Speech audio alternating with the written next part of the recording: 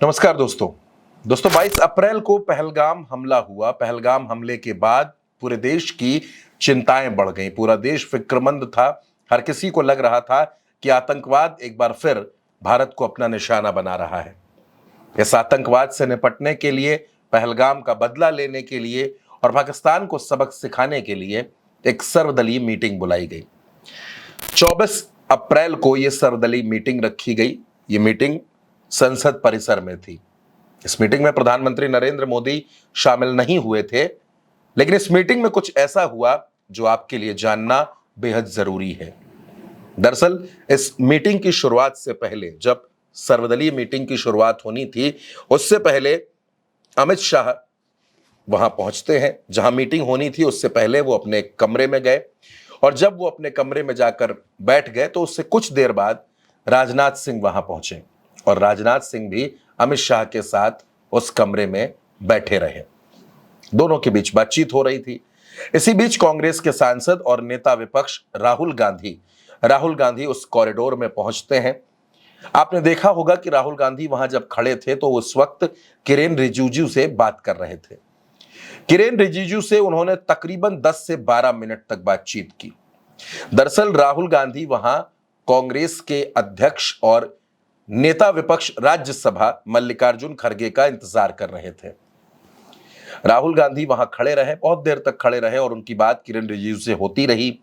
फिर मल्लिकार्जुन खड़गे आते हैं, और फिर खड़गे और राहुल गांधी ये दोनों लोग उसी कमरे में दाखिल होते हैं जहां अमित शाह बैठे थे, जहां राजनाथ सिंह बैठे थे।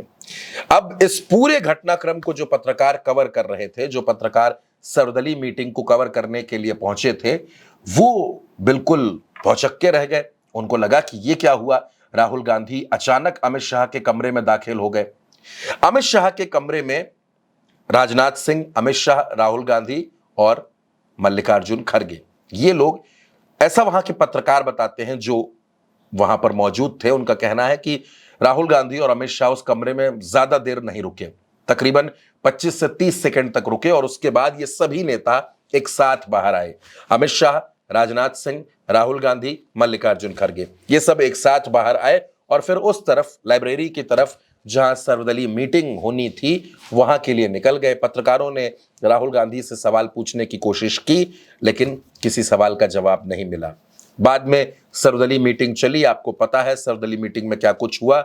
उसके बाद जब राहुल गांधी बाहर निकल रहे थे, तब भी पत्रकारों ने उनसे सवाल पूछा, खड़गे से सवाल पूछा। जब खड़गे से सवाल पूछा गया तो मल्लिकार्जुन खड़गे ने कहा कि हम सरकार के साथ हैं, सरकार जो भी फैसला लेगी हमारा पूरा समर्थन है।